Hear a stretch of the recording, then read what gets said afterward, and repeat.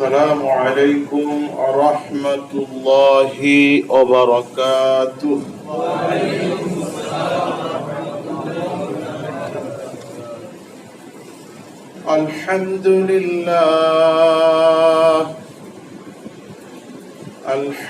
لله نحمده ونستعينه ونستغفره ونعوذ بالله من شرور أنفسنا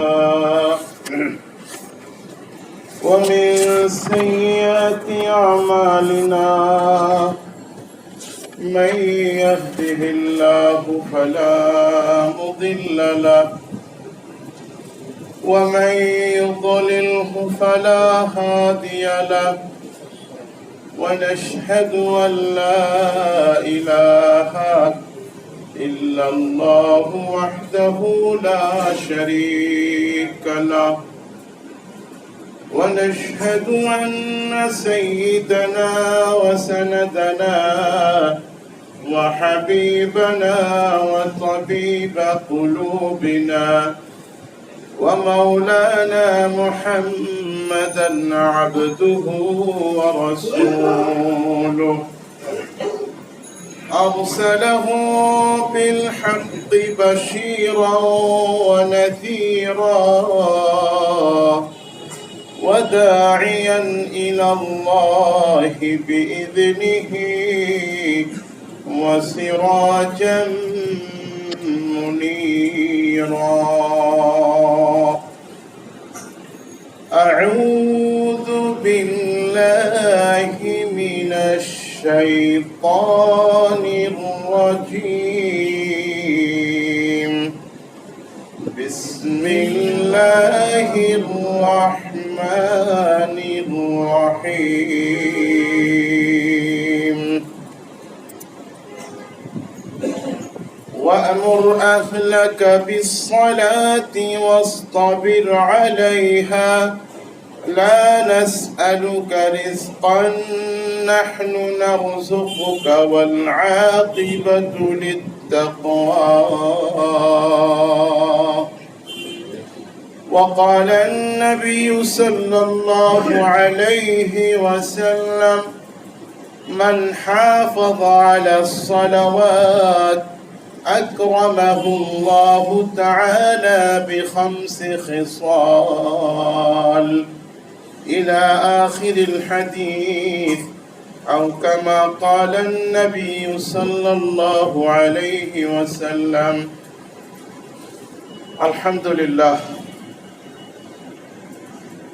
মুআজ্জাজ মুহতারাম উলামা ইকরাম, সম্মানিত মুরব্বিয়ানে ইজাম,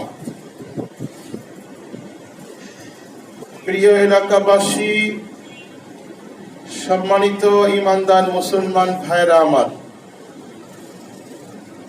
সর্বপ্রথম সেই মহান আল্লাহ তাআলার আলিশান দরবারে অসংখ্য শুকরিয়া ও কৃতজ্ঞতা জ্ঞাপন করছি, যিনি আমাদেরকে মেহেরবানি করে, ভালোবেসে, পছন্দ করে, হাজারো মানুষের ভিতর থেকে যাচাই বাছাই করে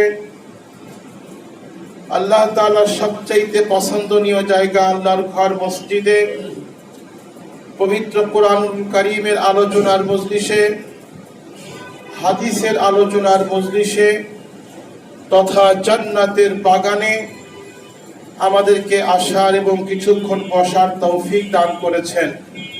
এজন্য আমরা সকলে প্রাণ খুলে সমস্বরে সজ্জার কণ্ঠে সকলে বলি আলহামদুলিল্লাহ। মুআজ্জাজ মুহতারাম, সম্মানিত হাজিরিন, আজকে আমি আপনাদের সম্মুখে ইসলামের সবচাইতে গুরুত্বপূর্ণ যে বিষয়টি, ঈমানের পরে সবচাইতে দামি যে আমল, যেই আমলের ব্যাপারে আল্লাহ তাআলা ঈমানের পরে সবচাইতে বেশি গুরুত্ব দিয়েছেন, আল্লাহর রাসূল সাল্লাল্লাহু আলাইহি ওয়াসাল্লাম যে আমলের ব্যাপারে সবচাইতে বেশি গুরুত্ব দিয়েছেন, দুনিয়াতে আসার সাথে সাথে আল্লাহর নবী যেই আমলের ব্যাপারে ইঙ্গিত দিয়েছেন, এবং দুনিয়া থেকে বিদায়ের সময় শেষ কথাটা ছিল যে বিষয় সম্পর্কে, সেই বিষয়ের উপরে আমি আপনাদের সম্মুখে সংক্ষিপ্ত কিছু আলোচনা করব। সাথে সাথে আরেকটি বিষয় নিয়ে সংক্ষিপ্ত আলোচনা করতে চাই। বিষয়টি হচ্ছে, যেই ব্যাপারটি আজ থেকে কিছুদিন আগেও, 15-20 বছর আগেও আমরা কেউ জানতাম না, কিন্তু এখন জানে না এমন লোক খুব কমই আছে। এমন একটা বিষয় নিয়ে আলোচনা করব। আজ থেকে 15-20 বছর আগে আমরা জানতামও না, কিন্তু এখন এটা এমন ব্যাপক প্রচার হয়েছে মুসলমান সমাজের মধ্যে, বিশেষ করে যুবক যুবতীদের মধ্যে এমনভাবে এটার প্রচার প্রসার ঘটেছে যে এখন আর জানতে কেউ বাকি নাই। এই বিষয়টি নিয়ে একটু আলোচনা করা দরকার। ব্যাপারটা নিয়ে ইসলামী স্কলারগণ, ওলামা একরাম অত্যন্ত চিন্তিত যে মুসলিম সমাজে, মুসলমানদের মধ্যে এমন একটি বেহায়াপনা, এমন একটি নির্লজ্জ কাজ বৈধভাবে সামাজিকভাবে প্রতিষ্ঠা লাভ করতেছে।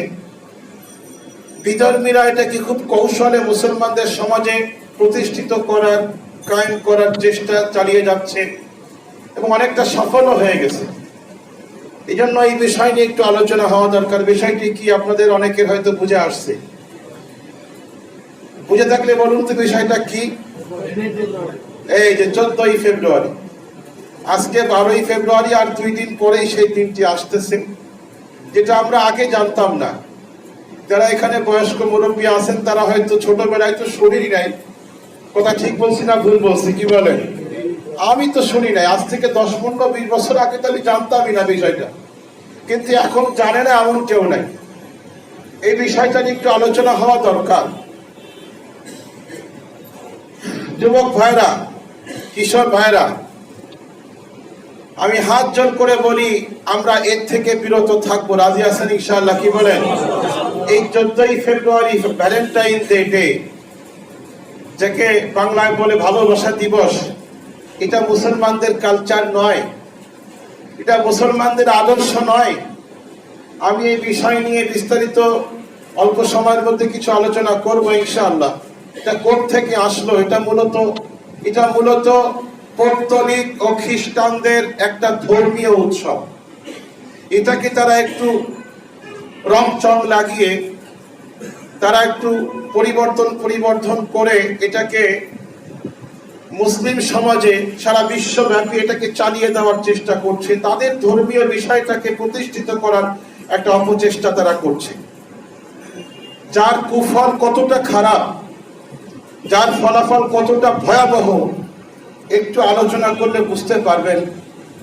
যেটা আজকে মুসলিম সমাজ, যুবক যুবতীরা বয়সের উন্মাদনার কারণে এই বিষয়টাকে যেভাবে গ্রহণ করে নিচ্ছে এবং যেদিকে আগাচ্ছে, এটা অত্যন্ত ভয়াবহ। সামাজিক ব্যবস্থা, সামাজিক শান্তি শৃঙ্খলা যেভাবে আমাদের মধ্যে, মুসলমানদের মধ্যে এখনো টিকে আছে, ওদের মধ্যে কিন্তু নাই। এক জরিপে দেখা গেছে বর্তমান ইউরোপ, আমেরিকার মতো উন্নত দেশের 50% লোক তারা সংসার করে না, সংসারহীন জীবন যাপন করে। ফ্রেন্ড, গার্লফ্রেন্ড, বয়ফ্রেন্ড, এইভাবে তাদের জীবন চলতেছে। এর সঙ্গে কিছুদিন, ওর সঙ্গে কিছুদিন, ব্যাস যখন তৃপ্তি মিটে গেল আবার আরেকজনের সঙ্গে 2 মাস 3 মাস, আরেকজনের সঙ্গে 6 মাস, এইভাবে তাদের জীবন চলছে। কিন্তু আলহামদুলিল্লাহ মুসলমানদের মধ্যে অন্তত নামাজ না পড়লেও, রোজা না রাখলেও এই জিনিসটা এখনো পর্যন্ত আছে। মুসলমানদের মধ্যে বেহায়াপনা, জিনা, ব্যভিচার, অসামাজিক কার্যকলাপ এখনো পর্যন্ত মুসলিম সমাজ এটাকে অন্যায় মনে করে, অপরাধ মনে করে, পাপ মনে করে। ঠিক না ঠিক? কি বলেন? কিন্তু ওরা এটাকে কোনো অন্যায় মনে করে না। আমাদের এই সমাজ ব্যবস্থা দেখে, পারিবারিক সুন্দর বন্ধন দেখে ওরা ঈর্ষান্বিত হচ্ছে। যখন বয়স 40-50 হয়ে যায়, তখন এই লোকটাকে দেখার আর কোনো লোক থাকে না, তার জায়গা হয় বৃদ্ধাশ্রমে। কিন্তু আলহামদুলিল্লাহ মুসলমান সমাজে এরকম নাই। বাবা মা বৃদ্ধ হয়ে গেছে, এমনকি বিছানায় পেশাব পায়খানা করতেছে, তখনও সন্তানটা তার পাশ থেকে যায় না। ঠিক না বেঠিক কি বলেন? এটা দেখে আমি একবার এক কারগুজারি শুনেছিলাম এক জামাতের কাছ থেকে। জামাত গেছে ইউরোপের কোন এক দেশে, এক মহিলা এসে বলতেছে আমি মুসলমান হতে চাই। কেন মুসলমান হবেন? আপনার কোন জিনিসটা আপনাকে আকর্ষণ করলো মুসলমান হওয়ার জন্য? বললো দেখেন, একটা জিনিস আমাকে বেশি আকর্ষণ করেছে, মুসলমান সমাজে আমি দেখতে পাচ্ছি বাবা মা বৃদ্ধ হয়ে গেছে, চলতে পারে না। এই বৃদ্ধ মাকে ছোট বাচ্চাদের মতো করে করে তার সন্তানরা হাসপাতালে নিয়ে যায়, গাড়িতে বসায়, গাড়ি থেকে নামায়। কিন্তু হায় আফসোস, আমার সন্তান কোথায় আমি জানিও না। আমি জানি না আমার সন্তান কোথায়। বছরে একদিন আসে, আইসাকে হ্যাপি মাতা, হ্যাপি মাদার টু ইউ বলে আমাকে একটা ফুল দিয়ে চলে যায়। এটা তার দায়িত্ব, সে মনে করে বাস তার দায়িত্ব শেষ। এই জন্য এই সব দিবস পালন করার মাধ্যমে আমাদেরকে সেই দিকে নিয়ে যাওয়া হচ্ছে। এই জন্য যুবক সমাজদেরকে বলি, এদিকে পা বাড়াবো না আমরা। এই খপ্পরে, এই ফাঁদে আমরা পা দিব না। রাজি আছেন ইনশাআল্লাহ? কি বলেন? ইসলামে ভালোবাসা বছরের 365 দিন। কয়দিন? 365 দিন ভালোবাসা। শুধু বছরে একদিন ভালোবাসা এটা ইসলামে নয়। বৈধ ভালোবাসা সারা বছর হবে, 65 দিন হবে। স্বামী স্ত্রীর ভালোবাসা, মা বাবার সন্তানের ভালোবাসা, ভাই বোনের ভালোবাসা, এটা কি বছরে একদিন? কি বলেন? মুসলমান ইসলাম শিখায় না একদিন নয়, বছরে 365 দিন তোমাদের ভালোবাসা তোমাদের মধ্যে বিদ্যমান থাকবে। ওরা আমাদেরকে শিখায় একদিন করলেই চলবে, সারা বছর যেমন খুশি তেমন চলো। কোথায় স্বামী, কোথায় স্ত্রী, কোনো খবর নাই তাদের। কিন্তু আলহামদুলিল্লাহ মুসলমান সমাজে এখনো এই জিনিসটা বাকি আছে। স্ত্রী ঘর থেকে বের হতে গেলে স্বামীর অনুমতি ছাড়া বের হয় না। এই জিনিসটা এখনো মুসলিম সমাজে আছে। ঠিক না বেঠিক? কি বলেন? এটাকে ধ্বংস করতে চায় ওরা, ঈর্ষান্বিত হচ্ছে। যাই হোক, আমি বলবো এই বিষয় নিয়ে। আসুন নামাজ সম্পর্কে। ইসলামের সবচাইতে গুরুত্বপূর্ণ, ইমানের পরে সবচাইতে দামি আমল কোনটা ভাই? আওয়াজ দিয়ে বলেন কোনটা? কতটা গুরুত্বপূর্ণ চিন্তা করে দেখুন। আল্লাহ তাআলা কোরআনুল কারীমের মধ্যে সবচাইতে বেশি, ইমানের পরে সবচেয়ে বেশি যে আমল সম্পর্কে গুরুত্ব দিয়েছেন, যত বেশি বলেছেন, সেটা হচ্ছে কোনটা? নামাজ সম্পর্কে। কতবার বলেছেন? অনেকে তো জানেন। কতবার বলেছেন? 82 বার। চিন্তা করে দেখেছেন বিষয়টা কেমন, কতটা গুরুত্ব বহন করে এটা? আমি মাঝে মধ্যে বলে থাকি, গ্রামের আগের কালের একটা ঘটনা শুনেন। গ্রামের এক মা পান সুপারি খায়, পান না হলে তার দিন চলে না। চাল ডাল খাবার ছাড়া দিন চলে, কিন্তু পান সুপারি ছাড়া দিন চলে না। এখন মা চিন্তা করলো সপ্তাহে একদিন হাট। অনেকে ছোটবেলায় দেখেছেন, আমরাও দেখি, সপ্তাহে একদিন হাট। ওই শুক্রবার অথবা রবিবার একদিন হাট বসে। হাটের দিন ছাড়া অন্য কোনো দিন আর সদাই কেনা যায় না, সেই আগেরকার দিনের কথা।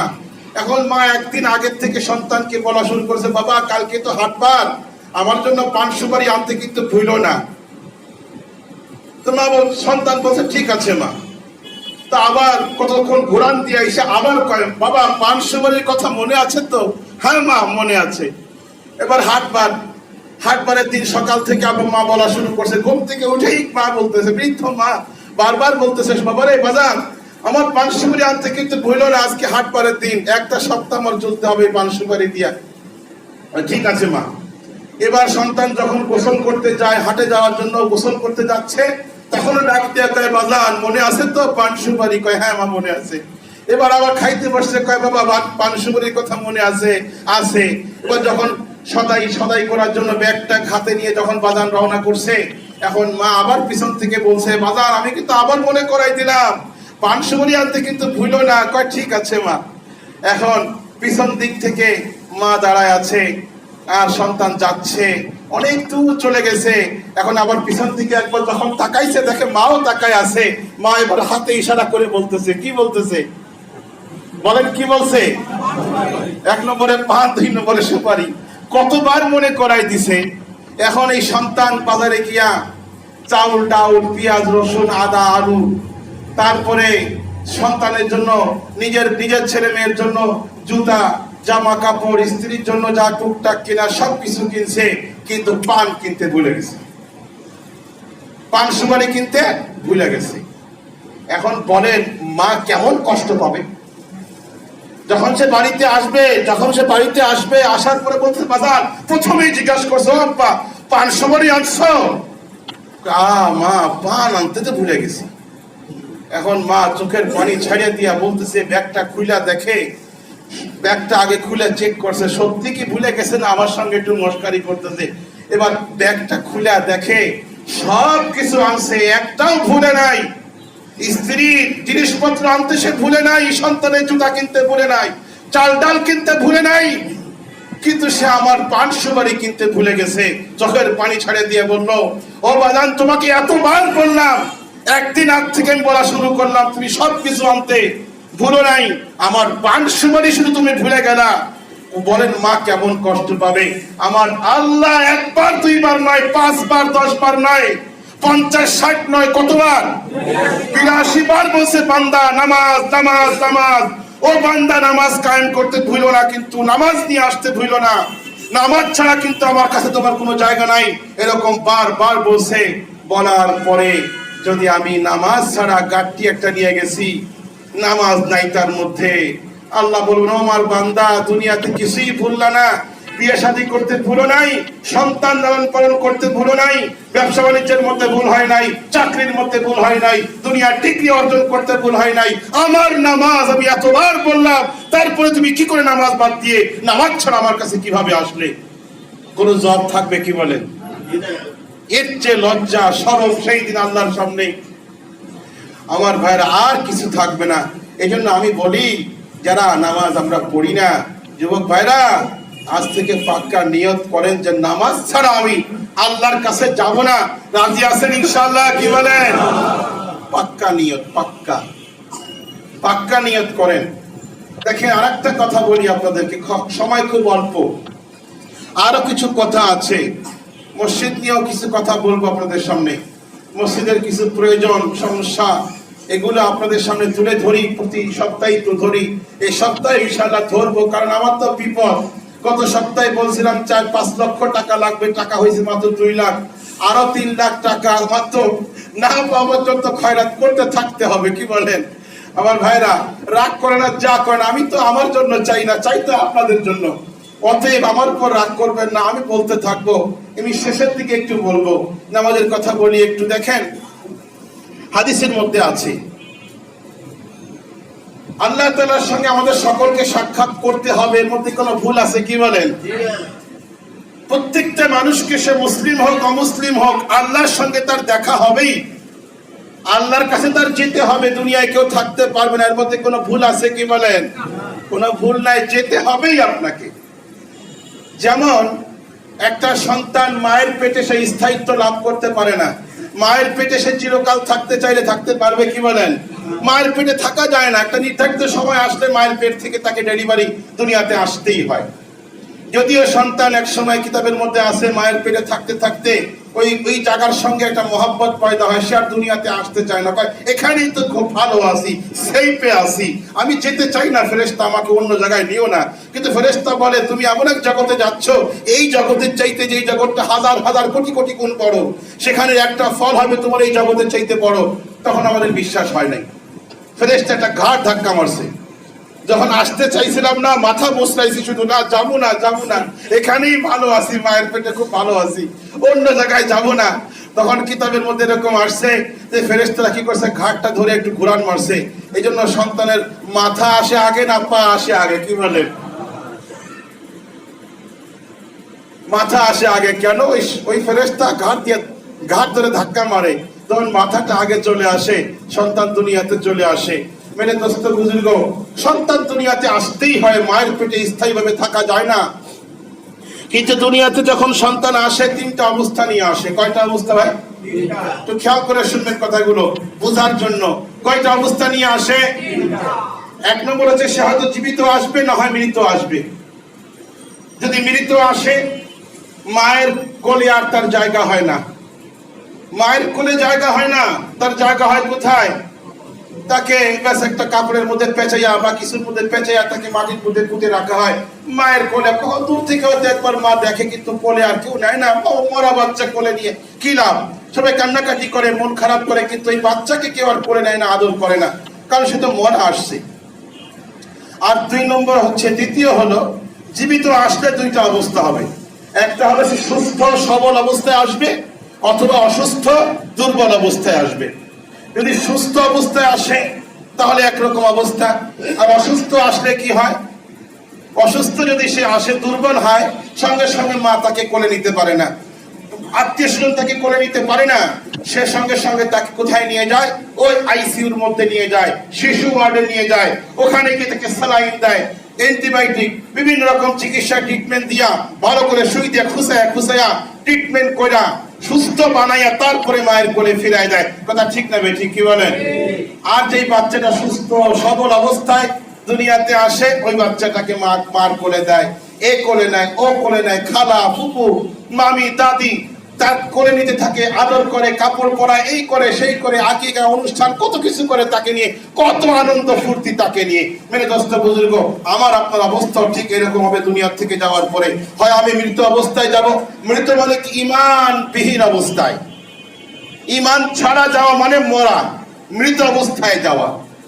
তো মৃত অবস্থায় যদি দুনিয়ার থেকে যারা যাবে, ইমান ছাড়া যাবে, বিলকুল ইমান, যারা কাফের মুশরিক অন্যান্য ধর্মের যারা ইমানবিহীন দুনিয়ার থেকে যাবে, তার মানে মরা বাচ্চা যেরকম দুনিয়াতে আসার পরে তাকে মাটির মধ্যে পুঁতে রাখে, তাকে আর কেউ কোলে নেয় না, ওই রকম ঠিক বেঈমান অবস্থায় যে ব্যক্তি দুনিয়ার থেকে যাবে তার অবস্থা এরকম হবে। তার কোনো হিসাব কিতাব নাই, ডাইরেক্ট কোথায়? সরাসরি, কোনো বিচার টিচার নাই, বা সরাসরি জাহান্নাম। এবার আর এক অবস্থা হচ্ছে ইমান নিয়ে দুনিয়ার থেকে আমরা যারা যাবো, যদি যেতে পারি আল্লাহ তাআলা, আমাদের দুইটা অবস্থা হবে। হয় খাঁটি মুসলিম, খাঁটি ইমানদার হয়ে যাব, না হয় ভেজাল মুসলিম, ভেজাল ইমান নিয়ে যাব।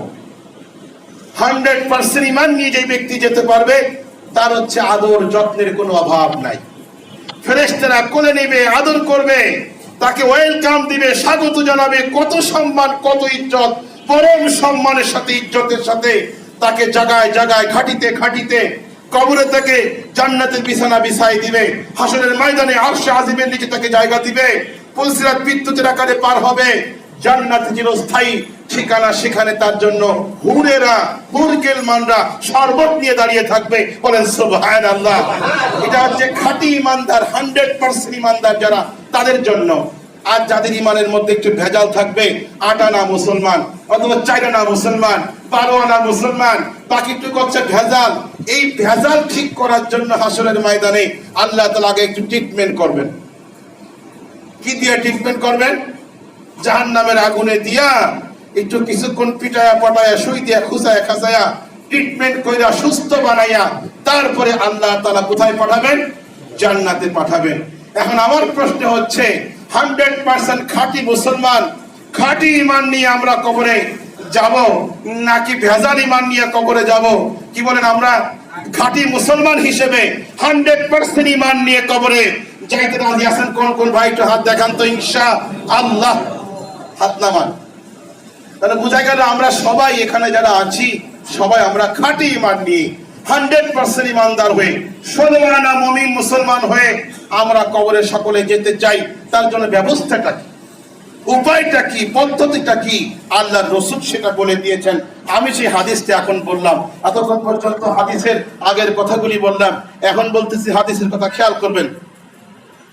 আন ইবনে মাসউদ রাদিয়াল্লাহু তাআলা আনহু قال من سره أن يلقى الله غدا مسلما خالصا فليحافظ على هؤلاء الصلوات حيث ينادى بهن।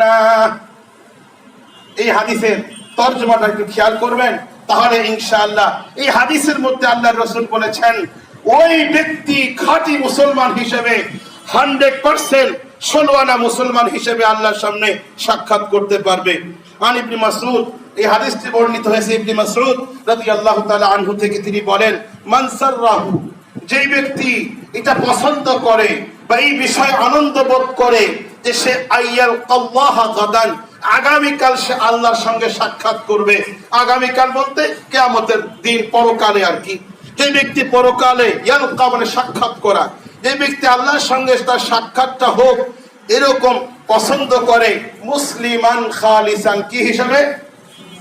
খাঁটি মুসলমান হিসেবে যে ব্যক্তি কিয়ামতের দিন আল্লাহর সঙ্গে সাক্ষাৎ করাকে পছন্দ করে বা আনন্দ বোধ করে, ফালিয়ুহাফিজ আলা হাউলাই সালাওয়াত, সে যেন এই নামাজগুলো, পাঁচ ওয়াক্ত নামাজ সে যেন হাইসু ওই জায়গাতে আদায় করে, উনাদা বিহিন্না, যেখানে আজান হয়। যেখানে কি হয়? আজান। হাদিসটা বুঝতে কারো কোনো অসুবিধা আছে কি বলেন? ক্লিয়ার বুঝতে পারছেন না হাদিসটা? আমি শব্দ শব্দ তর্জমা করেছি, হাদিসটার মধ্যে আর ব্যাখ্যার অবকাশ থাকে না। যে ব্যক্তি চায় যে আল্লাহর সঙ্গে আমার সাক্ষাৎটা হোক, আমি তখন খাঁটি মুসলিম, খাঁটি মুসলমান ইমানদার, সে যেন নামাজগুলো ওই জায়গাতে আদায় করে যেখানে আজান হয়। আজান কোথায় হয় ভাই? জোরে কোন, কোথায় আজান হয়? তার মানে যে ব্যক্তি পাঁচ ওয়াক্ত নামাজ মসজিদে গিয়ে আদায় করবে, আল্লাহর রাসূল বলেন রাহমাতুল লিল আলামিন সরওয়ারে কায়নাত মুহাম্মদুর রাসূলুল্লাহ সাল্লাল্লাহু আলাইহি ওয়াসাল্লাম বলেন, যে ব্যক্তি পাঁচ ওয়াক্ত নামাজ মসজিদে গিয়ে আদায় করবে, কিয়ামতের ময়দানে এসে আল্লাহর সঙ্গে খাঁটি মুসলমান হিসেবে সাক্ষাৎ করবে। এই জন্য আমার ভাইরা, যদি আমরা এটা চাই, সবাই তো বললেন যে হ্যাঁ আমরা খাঁটি মুসলিম হিসেবে আল্লাহর সঙ্গে সাক্ষাৎ করতে চাই, তাহলে নামাজটা আমাদের কোথায় আদায় করা দরকার ভাই? মসজিদে। একটু জোরে কোন, কোথায়? আমার যুবক ভাইরা, একটু চিন্তা করে দেখেন, যে কোনো মুহূর্তে আপনার আমার মৃত্যু আসতে পারে, মরণ এসে যেতে পারে। এটা বাস্তব সত্য জিনিস, যা কখনো দলিল দিয়ে বোঝাইতে হয় না। আমি সচক্ষে দেখি কত যুবক দুনিয়ার থেকে চলে যায় আমার সামনে, কত যুবতী, কত কিশোর কিশোরী, কত বৃদ্ধ বৃদ্ধা, সুস্থ অসুস্থ লোক, অনেক সুস্থ লোক দুনিয়ার থেকে হঠাৎ করে চলে যায়, কত অসুস্থ লোক আবার বছরকে বছর বেঁচে থাকে। আমি সচক্ষে দেখতে পাচ্ছি, তারপরে আমার কেন বুঝে আসে না? সুতরাং আমি যদি চাই আল্লাহর সঙ্গে আমার দেখাটা এমন হোক যে আমি মুসলমান, আমি কামেল মুসলমান, তাহলে আমার নামাজগুলো মসজিদে আদায় করতে হবে। রাজি আছেন ইনশাআল্লাহ? কি বলেন? নামাজগুলো মসজিদে আদায় করুন। আমার যুবক ভাইদেরকে আমি হাত জোড় করে বলি, এখন থেকে শুরু করো ভাই। তুমি যে বৃদ্ধ হবা, তোমার যে দাড়ি হবে, দাড়ি পাকবে, তোমার বিয়ে শাদী হবে, এরকম কোন গ্যারান্টি কারো কি আছে? কি বলেন? নাই। অনেক দেখেছি, অনেক আল্লাহ দেখাইছেন, আমার যে কম বয়সী লোক অনেক দুনিয়ার থেকে চলে গেছে। এখানে অনেক আছেন যাদের থেকে কম বয়সী লোক দুনিয়ার থেকে চলে গেছে। কথা ঠিক না ঠিক? কি বলেন? অনেক চলে গেছে ভাই। এই জন্য আমার এখনই প্রস্তুত হওয়া দরকার মৃত্যুর জন্য। নামাজ সম্পর্কে আমি আর আজকে অন্যদিন ইনশাআল্লাহ বিস্তারিত আলোচনা করব। এক হাদিসের মধ্যে আছে, হাদিসটা বলেই আমি অন্যদিকে যাচ্ছি। মান হাফাযা আলা সালাওয়াতি আকরামাহুল্লাহু তাআলা বিখামসি খিসাল, যে ব্যক্তি মান হাফাযা, যে ব্যক্তি পাঁচ ওয়াক্ত নামাজের হেফাজত করবে। হেফাজত করা মানে এর বিস্তারিত ব্যাখ্যা আরেকদিন করব। এতটুকু বুঝেন, যে ব্যক্তি পাঁচ ওয়াক্ত নামাজের হেফাজত করবে, আকরামাহুল্লাহ, আল্লাহ তাকে সম্মানিত করবেন। আকরামা মানে কি? সম্মানিত করা। আল্লাহ তাকে সম্মানিত করবেন বিখামসি খিসালিন, পাঁচটি পুরস্কার দ্বারা তাকে আল্লাহ সম্মানিত করবেন। কয়টা পুরস্কার ভাই? পাঁচটা। একটু আওয়াজ দিয়ে কথা বলবেন, কারণ কথার মধ্যে একটু সায় দিলে কথার মধ্যে একটু ভালো লাগে, কথা আসে। তো আল্লাহ পাক বলতেছেন, আল্লাহ রাসূল বলতেছেন, যে ব্যক্তি নামাজের হেফাজত করবে আল্লাহ থেকে পাঁচটা পুরস্কার দিয়া সম্মানিত করবেন। কয়টা পুরস্কার ভাই? পাঁচটা পুরস্কার দিবেন। তার মধ্যে এক নম্বর, ইয়ারফাউ আনহু যিকাল আইশি, তা এক নম্বর পুরস্কার দুনিয়াতে আল্লাহ দিয়ে দিবেন, সেটা হচ্ছে রিজিকের পেরেশানি আল্লাহ দূর করে দিবেন। নিঃসন্দেহে মানে হয় না তো, অবশ্যই হবে। তোমার ইয়াকিন আর বিশ্বাস, তোমার নামাজ যদি সত্য হয়, সহি হয়, তোমার ইয়াকিন যদি সঠিক হয়, পাক্কা ঈমান থাকে, আল্লাহ অবশ্যই তোমাকে এই রিজিকের সমস্যা আল্লাহ দূর করে দিবেন। অনেক ধনী বানাইবেন এমন না, বাস তোমার যা দরকার তা আল্লাহ তোমাকে পেরেশানি মুক্ত হবে আল্লাহ তোমাকে ব্যবস্থা করবেন। আল্লাহ রসুলের কথার মধ্যে কোনো সন্দেহ আছে কি? বলে একটু আস্তে কেন বললেন? সন্দেহ আছে? সন্দেহ নাই। দুই নম্বর, আযাব আল কবর, তাকে আল্লাহ তাআলা কবরের আযাব থেকে আল্লাহ তাকে রক্ষা করবেন। কবরের আযাব সবচেয়ে বেশি ভয়াবহ। মৃত্যুর পরে সবচেয়ে প্রথম ঘাঁটি হচ্ছে কবর। এই কবরে যে ব্যক্তি নাজাত পেয়ে যাবে তার বাকি জায়গাগুলো সহজ হয়ে যাবে, আর কবরে যে গ্রেফতার হয়ে যাবে তার অবস্থা সব জায়গায় খারাপ হবে। বলছে নামাজি ব্যক্তিকে আল্লাহ তাআলা কবরে আযাব দিবেন না। বলেন সুবহানাল্লাহ। 5টা পুরস্কার, বাকি 2টা ইনশাআল্লাহ আর একদিন বলবো। আমি আজকে যে বিষয়টি, ওই যে 14ই ফেব্রুয়ারি না, ভ্যালেন্টাইন ডে, বাংলায় বলে কি বলে ভাই? ভালোবাসা দিবস। নাউযুবিল্লাহি মিন যালিক, মুখেও আনবেন না কেউ এটা। কারণ কি? আল্লাহ রাসূল বলেন লাম ইয়াজহারিল ফাহিশাতু ফি কওমিন কাত্তু হাত্তা ইয়ামালুনা বিহা ইল্লা ফাশা ফীহিমুত তাউন ওয়াল আওজা আল্লাতী লাম তাকুন মাদাত ফি আসলাফিহিম আল্লাতী মাদাউ। এই হাদিসটা সুনানে ইবনে মাজার মধ্যে বর্ণিত আছে। হাদিসের তরজমাটা সংক্ষেপে বলি। যেই সম্প্রদায়ের মধ্যে, যেই জাতির মধ্যে অশ্লীলতা, জিনা, ব্যভিচার এত ব্যাপকতা লাভ করবে যে তারা এটাকে প্রকাশ্যে করতে কোনো দ্বিধাবোধ করবে না। অশ্লীলতা, জিনা, ব্যভিচার, বেহায়াপনা প্রকাশ্য করতে কোনো দ্বিধাবোধ করে না, এটাকে কোনো লজ্জা মনে করে না, ওপেনলি করে। তাদের পরিণতি কি হবে জানেন? দুনিয়াতে আল্লাহ তাদেরকে কি শাস্তি দিবেন? রাসূল বলেন ইল্লা ফাশা ফীহিমুত তাউন ওয়াল আওজা। ওই সমাজের মধ্যে আল্লাহ তাআলা এমন এমন নতুন নতুন রোগ, বালা, গজব আল্লাহ পাক পাঠাই দিবেন যে সমস্ত রোগ ইতিপূর্বে কখনো মানুষ দেখে নাই। আল্লাহ দিবেন কি দেন নাই? কি বলে? মাঝে মধ্যে দেন আল্লাহ তাআলা। কিছুদিন আগে ছিল কি জানি না আল্লাহ বলে কি জানি একটা নামটা এখন ভুলে গেলাম।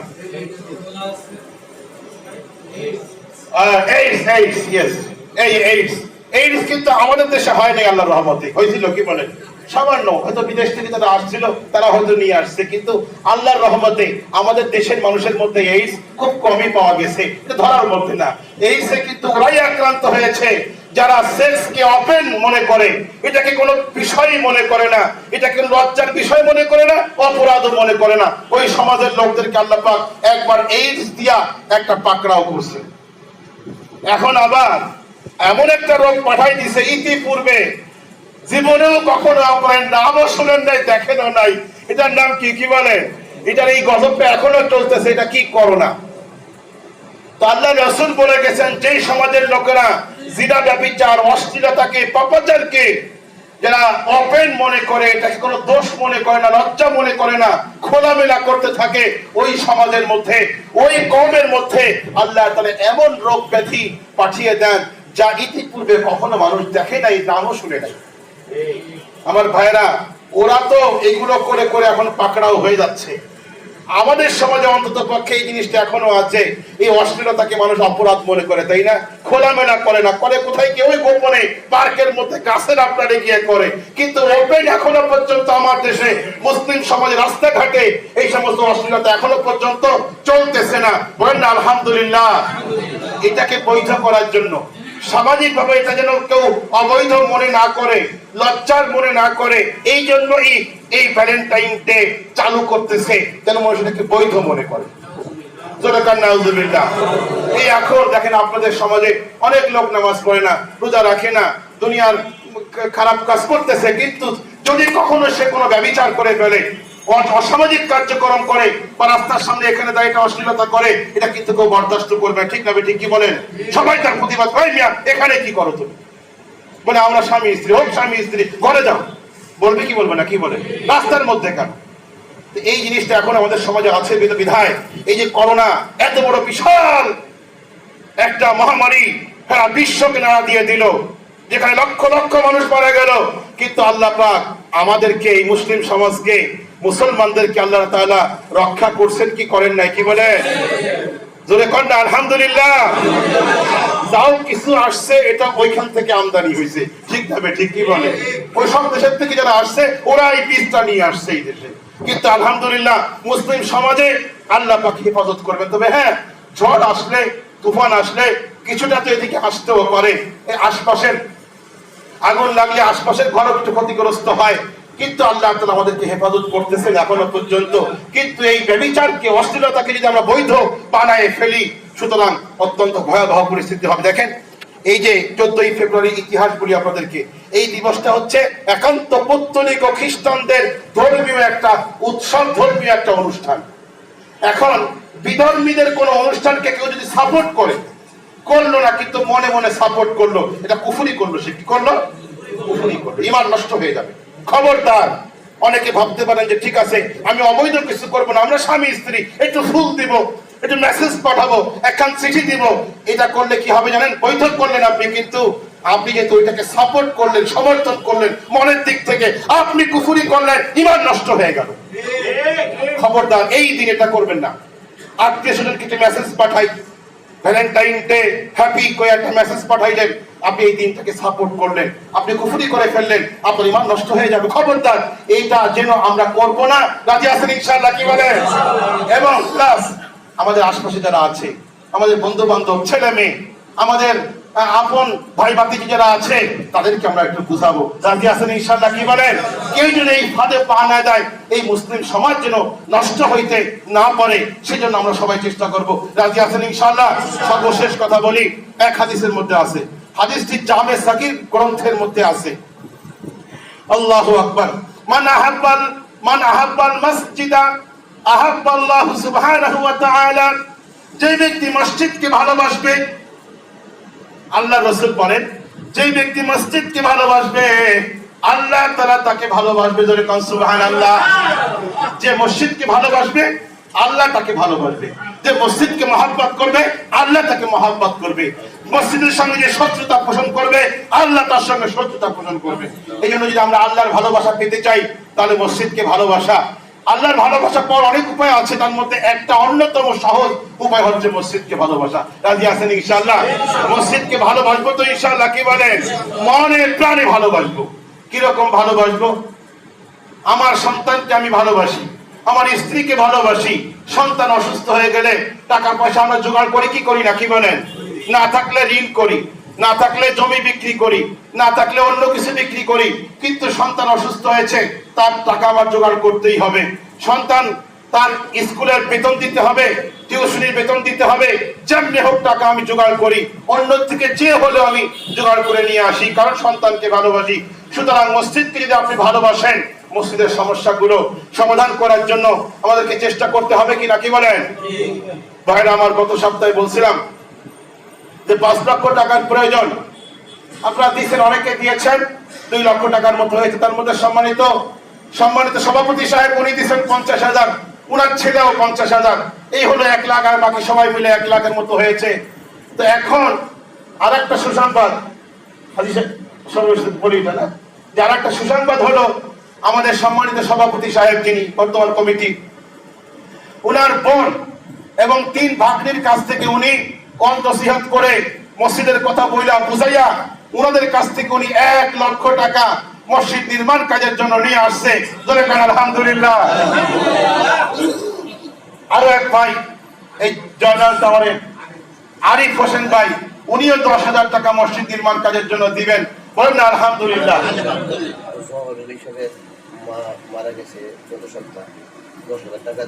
আচ্ছা, জহর আলী সাহেবের মা মারা গেছে গত সপ্তাহে, তিনি 10,000 টাকা মসজিদের এই নির্মাণ কাজের জন্য দিয়েছেন। আমার ভাইয়েরা, ধরেন এই পর্যন্ত 3-3.5 মতো প্রায় কাছাকাছি হয়ে গেল, আরো তো থাকলে প্রায় কত 1.5 লাখ টাকার মতো। এটা না দেওয়া পর্যন্ত আমি আপনাদেরকে বিরক্ত কিন্তু করতেই থাকবো। আমার ভাইরা, এখন মসজিদকে কে কতটুকু ভালোবাসেন, এটা একটু প্রমাণ হবে। আপনি আপনার সন্তানকে ভালোবাসেন, সন্তানের প্রয়োজনে। আমাদের আরেকটা কথা আছে, আমাদের এই উপদেষ্টা কমিটির সভাপতি সাহেবের মাধ্যমে আরেক ভাই 5,000 টাকা দিয়েছেন, ওনার নাম প্রকাশ করতে নিষেধ করেছেন, আব্বা আম্মার নামে দোয়া চেয়েছেন। যাই হোক, এভাবে মোটামুটি আরো কিছু হলো।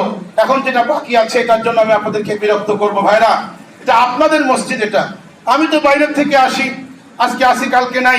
এই মসজিদ আপনাদের মহল্লার মসজিদ, আপনাদের মসজিদ, অতএব এটা আপনাদেরই থাকবে, কিয়ামত পর্যন্ত মসজিদ থাকবে।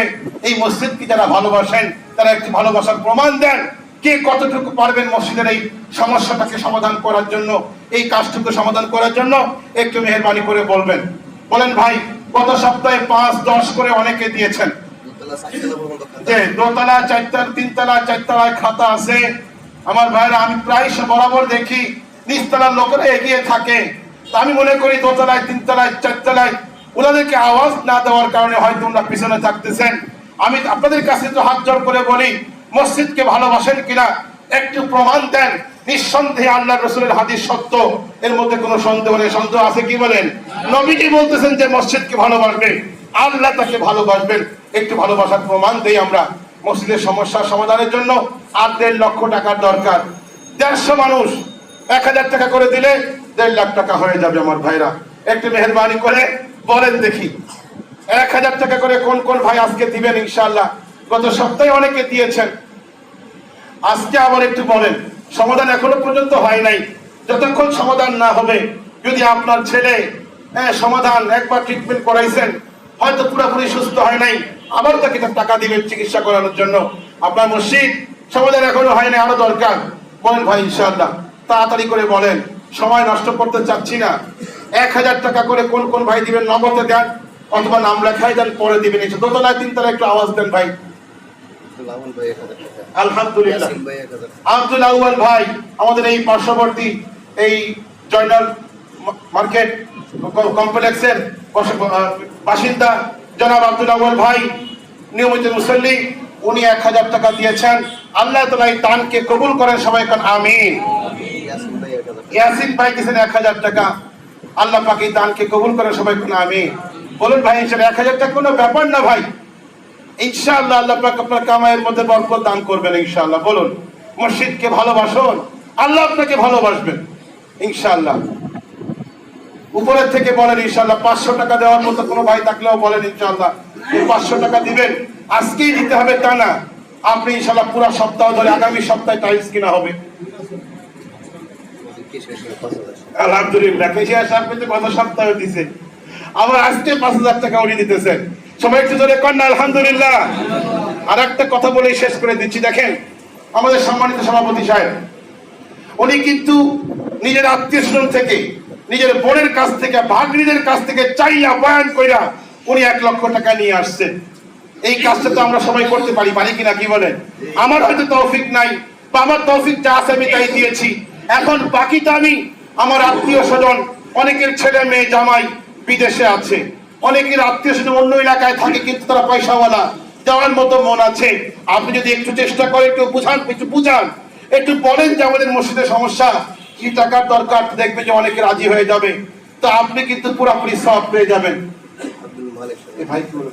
যে আব্দুল মালিক ভাই, আব্দুল মালিক খন্দকার, হাজী আব্দুল মালিক খন্দকার সাহেব, আলহাজ আব্দুল মালিক খন্দকার সাহেব, উনিও দিবেন। কত টাকা দিবেন? 1000 টাকা দান করছেন। বলেন আলহামদুলিল্লাহ। এই ভাই কি নাম? বিল্লাল হোসেন ভাই, আল্লাহ পাক ওনার দানকে কবুল করেন, সবাই কোন আমিন। আমার ভাইরা বিরক্ত হয়েন না, আমি যে কথাটা বলতেছিলাম যে একটু অন্যের কাছে একটু বলেন। আপনি যদি আপনার কথা যদি কেউ 10,000 টাকা দিয়ে দেয়, সমপরিমাণ নেকি আল্লাহ আপনাকেও দান করবেন।